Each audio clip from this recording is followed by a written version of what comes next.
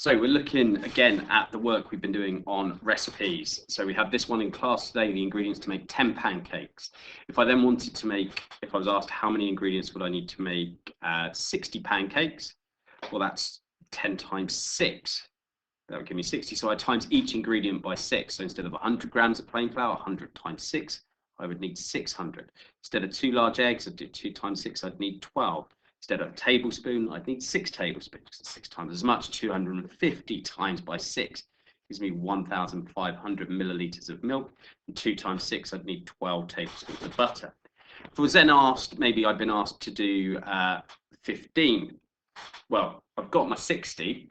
60 to 15 is then divided by 4. So I divide each of those by 4. 600 divided by 4 would give you an answer of 150. 12 divided by 4, I'd need 3 large eggs. 6 divided by 4, I'd need 1.5 or 1.5 tablespoons of caster sugar. 1,500 divided by 4, I'd need 375 milliliters of milk. 12 divided by 4, again, I'd need 3 tablespoons of butter. With this, you're looking at making the number that you get using multiplications and division. You might also be given a list of ingredients that you have. You may be told that you have, for example, 400 grams of plain flour, you've got 10 large eggs, and you've got 2 liters of milk. How much can you make?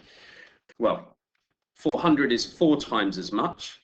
So you can make 4 times as much with the flour. 10 eggs is 5 times as much.